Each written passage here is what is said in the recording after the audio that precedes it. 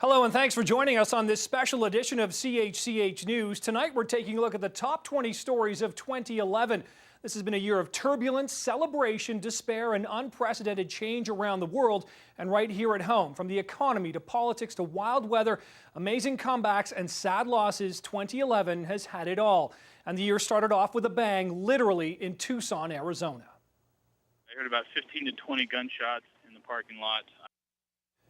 On January 8th, Congresswoman Gabrielle Giffords was shot during a public appearance that turned into a shooting rampage. 6 people were killed and 13 injured in the attack. Now, Giffords spent much of the year recovering from a bullet wound to the head and then made a triumphant return to Congress for a crucial vote on raising the U.S. debt ceiling. The alleged gunman, Jared Loughner, has been diagnosed with schizophrenia while in custody and has pleaded not guilty to the serious charges he's facing. For the final launch of Endeavour.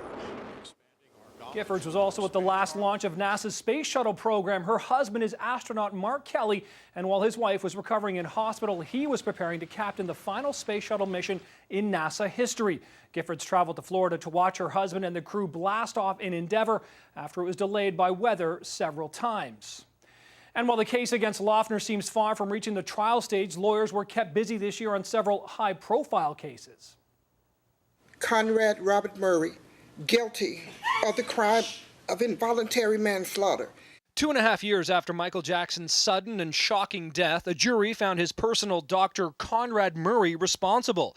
At his sentencing hearing, the judge threw the book at him, giving him the maximum 4 years of prison time. But overcrowding in California prisons likely means he will only serve half that time. Another doctor found guilty in a high-profile case is a free man. John Palumbo was found guilty of criminal harassment after stalking Shania Twain. But because of time served and despite his bizarre outbursts in court, the judge let him go free, but under strict conditions. We're thankful that Amanda's nightmare is over. After almost 4 years in an Italian prison for a crime she always denied committing, American Amanda Knox was set free. The scene inside the courtroom when her conviction was overturned was emotional, and Knox immediately flew home to Seattle. The family of her murdered British roommate, Meredith Kircher, was left stunned. But the most stunning trial of the year may have been Casey Anthony's. We, the jury, find the defendant not guilty. Despite being found guilty of lying to police and an apparent mountain of evidence against her, the mother of 2-year-old Kaylee Anthony beat most of the charges against her. She's now free, but lives in hiding. After more than a year of wrangling over where to build Hamilton's Pan Am Stadium, it was settled after a 90-minute meeting in a local MPP's office, and it all came down to dollars. We will be investing an additional $22.5 million. But the extra provincial cash isn't going towards building a brand new soccer stadium in either the West Harbour or East Mountain for the 2015 games. Instead, Iverwin Stadium will undergo a significant renovation. And though the football team said all of last year it was an undesirable location for the Ticats, in the end it agreed to the plan. But it will be the only Pan Am venue in Hamilton. Citing rising costs, the city is no longer bidding on a state-of-the-art velodrome for the games. And while Hamilton's professional football team did win one playoff game this year, it was the local university team that generated the biggest headlines.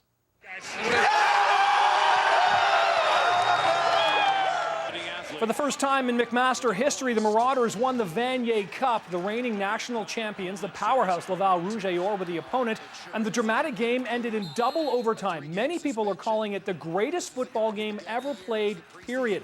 And the unreal performance by McMaster's quarterback Kyle Quinlan, who was suspended for 3 games earlier in the season, was seen as an exclamation point for his comeback. At number 16 on this look at the biggest stories of 2011, as much as many are turned off by the Kardashian family, there's no denying their ratings and ability to generate buzz. But could Kim's quickie divorce from professional basketball player Kris Humphries be the end of the K brand? Well, we won't know until next year. But we do know just 72 days after this glitzy, over-the-top, made-for-TV wedding, which cost an estimated $10 million, Kim Kardashian had a change of heart and filed for divorce from the former Toronto Raptor. But while she claimed to be heartbroken, Kim and her sister almost flew immediately to Australia to promote their new line of handbags. But even down under, Kim couldn't escape the glare of the media spotlight, and she cut that trip short, too.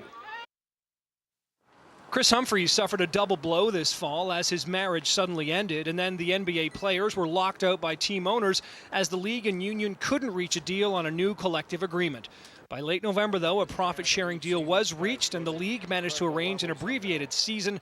The NBA labor struggle is in stark contrast to two other professional leagues this year. In the NFL, an 18-week lockout led to a shorter preseason, but the regular season started on time, and so far has seen Green Bay Packers quarterback Aaron Rodgers emerge as the league's dominant player. But the surprise of the season has been the play of Denver Broncos quarterback Tim Tebow.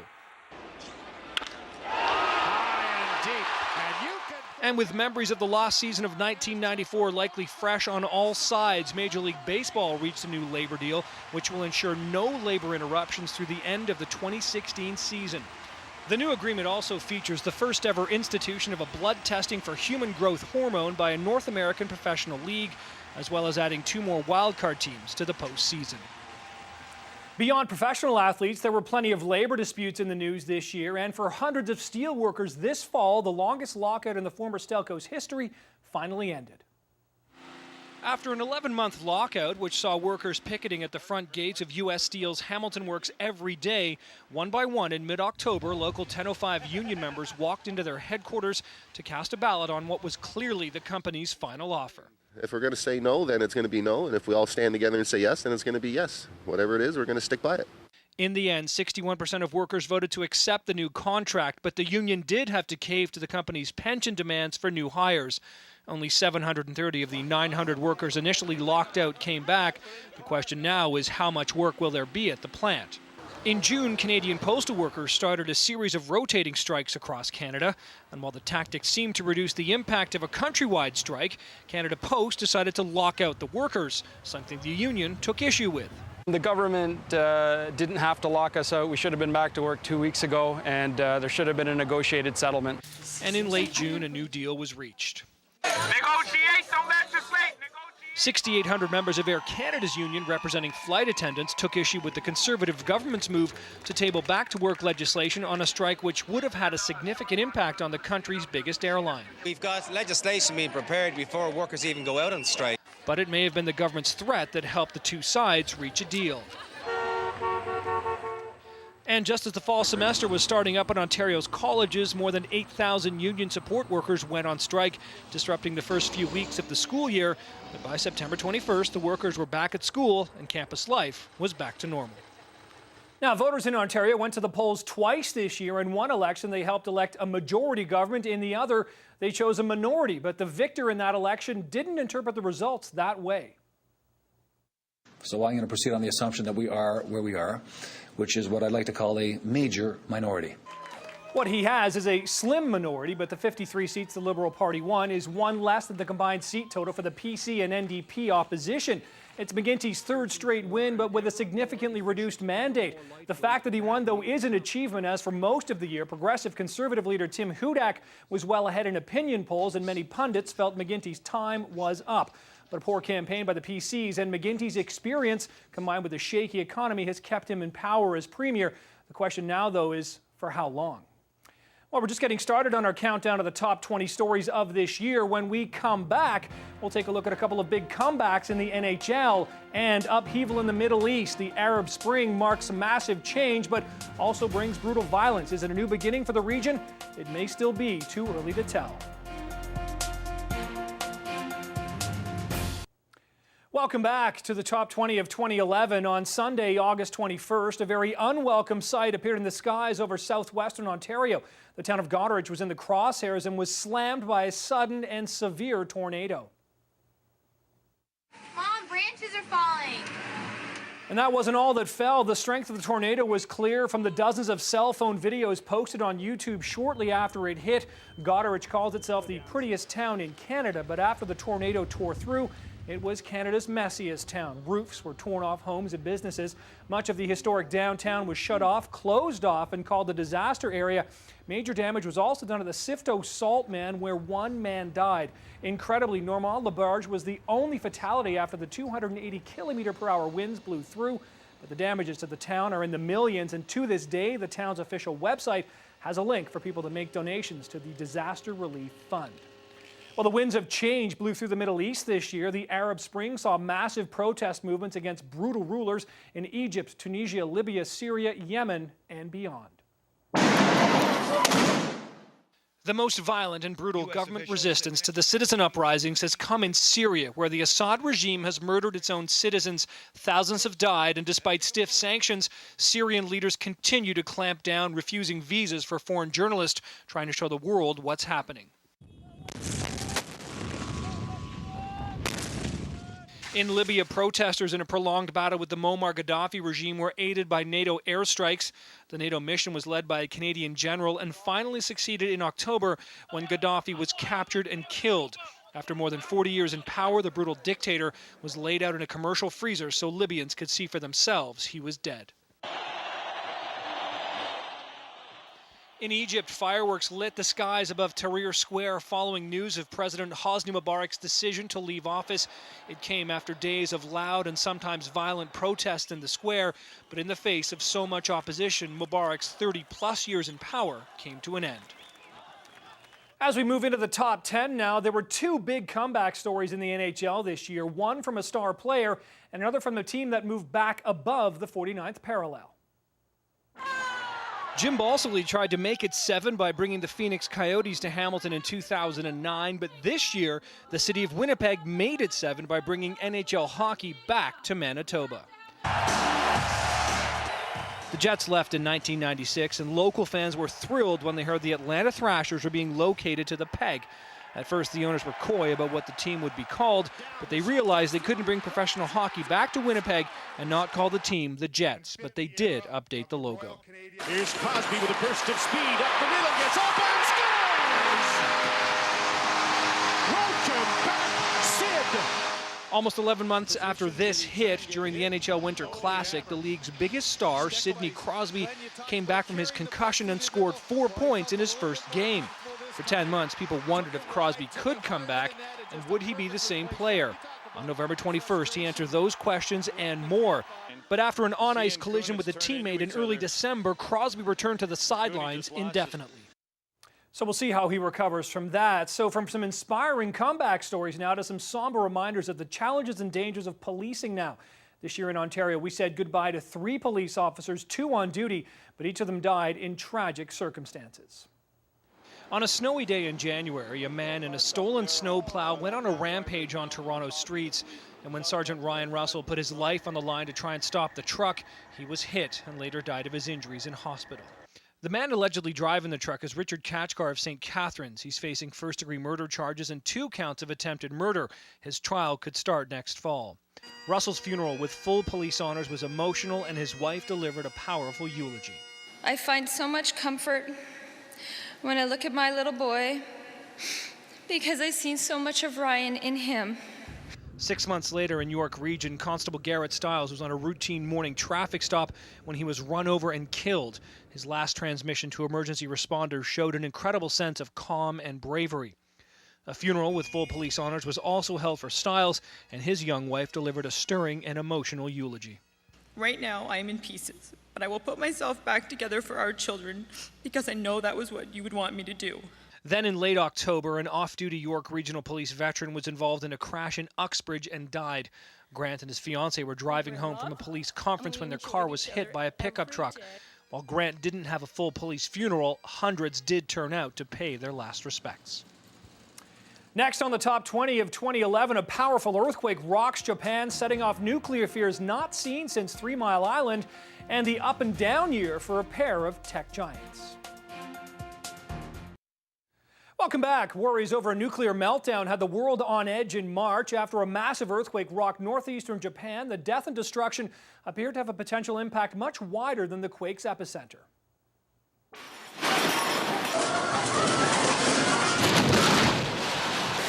The thunderous magnitude 9 earthquake, one of the most powerful in recorded history, also triggered a massive tsunami, a wall of water so strong it wiped out everything in its path. Buildings, small villages, even vehicles were tossed around like toys in a tub. Thousands died, but the damage that had the world's seemingly undivided attention was at the Fukushima Daiichi nuclear plant, which was so badly damaged during the quake that everyone in the surrounding area had to be evacuated over exposure fears.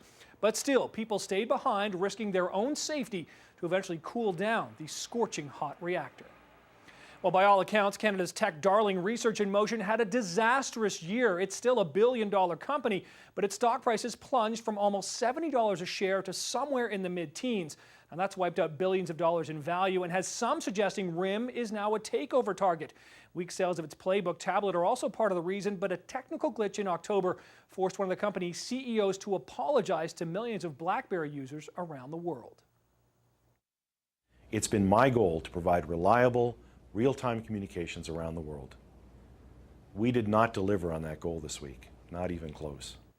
RIM then offered $100 in free apps to users who lost service during the blackout, but one of the company's more obvious problems in 2011 was the disappointing sales of the Playbook, RIM's response to Apple's iPad. It originally hit store shelves selling for about $500, but it never caught on, and the tablet has been discounted to around $200. A shareholders meeting this year had many expecting a shake-up at the top, but both Jim Balsley and Mike Lazaridis were voted back in as co-CEOs. They're promising a better year in 2012. Now, while RIM struggled, Apple continued to dominate the smartphone market, but just as other competitors were starting to take a bite out of Apple's market share, its founder and the heart of the company died after a battle with cancer. Jobs' health had been a worry for investors in the company he founded for years, and when he finally announced he was stepping aside as CEO because he couldn't fulfill his duties, people knew his time was likely limited. He died October 5th, just 6 weeks after resigning. His death set off a wave of tributes and memorials, rare for the CEO of a multi-billion-dollar company, but it was clear how much Jobs, arguably the greatest innovator of our time, will be missed.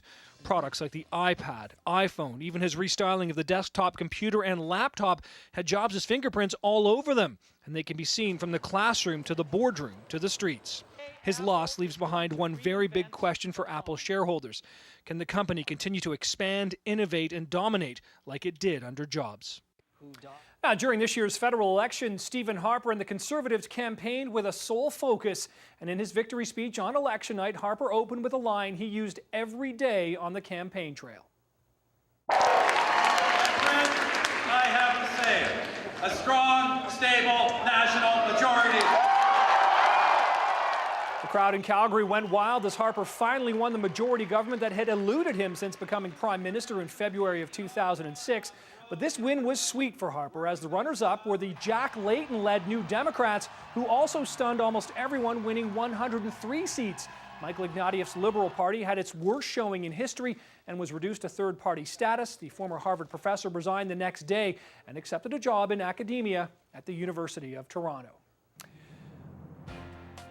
Well, with 16 down, the final four of our look back at the year's biggest stories is 2 minutes away. Well, we've reached the final four now, and this next story is really 2 in 1. We knew when 2011 arrived, the world would mark the 10th anniversary of the devastating 9/11 attacks. But what we didn't and couldn't know was that the mastermind behind the terror strike would be killed. The United States has conducted an operation that killed Osama bin Laden, the leader of al-Qaeda. After hours of speculation, Barack Obama confirmed Osama bin Laden's death to the world. It led to scenes of celebration from New York to Washington and beyond. But the fact that bin Laden had been able to live so out in the open for so long raised serious questions about Pakistan's cooperation with the U.S. The tension of the mission undertaken by a team of highly trained U.S. Navy SEALs was evident in the still pictures of the president and his team watching live as the SEALs surprised the al-Qaeda leader in his compound. After a brief firefight, bin Laden was killed. No Navy SEALs were harmed. They collected the al-Qaeda leader's remains and were choppered out to sea, where Muslim burial was held. Whether bin Laden's death made the 10th anniversary of the attacks he orchestrated any easier for the families of the almost 3,000 innocent victims is unclear. But at this year's memorial, victims could finally come to a place where they could see their loved ones' names at the 9/11 National Memorial at Ground Zero. The names of each victim are etched in stone surrounding 2 reflecting pools which sit in the footprints of the World Trade Center. But it's clear from the faces on those who lost someone and from the people who still can't believe such evil was brought on the world a decade ago, the pain of 9/11 will never go away. Well, every year is the same year. It doesn't make it that 10 years makes it like you hurt more or you hurt less. Now, stock markets barely responded to news of bin Laden's death, but all year markets around the world yo-yoed on the ever-growing problem of the European debt crisis. While Portugal, Ireland, and Spain have problems, Greece was the visual epicenter of the crisis. The country's enormous and growing debt, combined with credit rating downgrades, had the government asking for billions in emergency bailouts from the EU and IMF. That led to unpopular austerity measures and ultimately a new government. In Italy, Europe's 8th biggest economy, the country also found itself in similar dire financial straits, and it led to longtime PM Silvio Berlusconi leaving and economist Mario Monti taking over. But Europe's issues are still a long way from being solved. And while all of that was happening in Europe, the Occupy Wall Street movement spurred many more similar protests. From New York to Toronto and well beyond, protesters camped out in public spaces demanding social and economic reform. Calling themselves the 99%, members of the movement want to fix what they say is a broken financial system. While the protesters have mostly been evicted from their camps, they're promising to keep pushing for change. Now, we knew the wedding of William and Kate would be a big story this year, and their nuptials come in at number 2 on our countdown.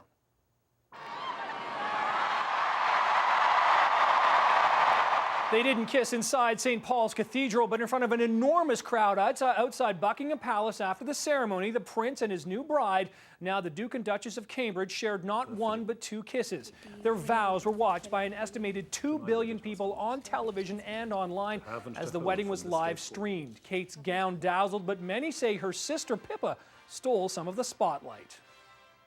Bonjour Ottawa, bonjour Canada, bonne fête Canada.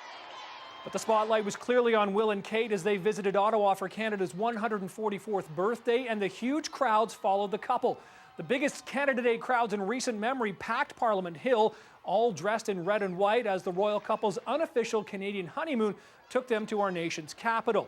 But it also took them to the more remote parts of the country like Yellowknife, where the couple was given personalized Canadian hockey jerseys, and they even took part in some of the action, dropping the ball for a face-off, and then Will decided to take a few shots on goal. Our top story of 2011 is one of extreme highs and lows. Jack Layton led the federal New Democrats to become the official opposition in Ottawa after a campaign of hope. But at the peak of his political power, Layton's voice was silenced by cancer. The contrast in Layton's year couldn't be more distant. After winning a record 103 seats on election night, an exuberant Layton was all smiles. And a new chapter begins. But less than 2 months after being sworn in as opposition leader, Layton stunned the country again. I have a new cancer, non-prostate cancer. He pledged to take time off for treatment and return to Ottawa to fight, but 6 weeks later, Layton lost his battle to his new cancer. The next time he was in Ottawa, he was lying in state inside the centre block, and thousands of Canadians waited to pay their respects as they remembered him fondly. I've been voting NDP, but it was like hopeless, and since Jack was there, I had hope. In Toronto, the former city councillor was honoured with tributes scrawled in chalk which covered every inch of his old City Hall stomping ground. But while you all knew him as Jack, I want to tell you about my dad. And after several days of public mourning, Layton was laid to rest in a state funeral, a first for an opposition leader who'd never been prime minister.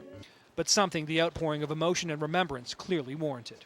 You know, and 2 words come to mind with Jack: love and hope. I really wonder what he would have accomplished. But Jack did accomplish a lot more than anyone ever expected. Now, Layton's successor will be chosen sometimes next year. Whoever it is clearly has some pretty big shoes to fill. But that brings us to the end of our look back at the biggest stories of 2011. I hope you enjoyed watching. Now let's see what 2012 brings. Have a good night.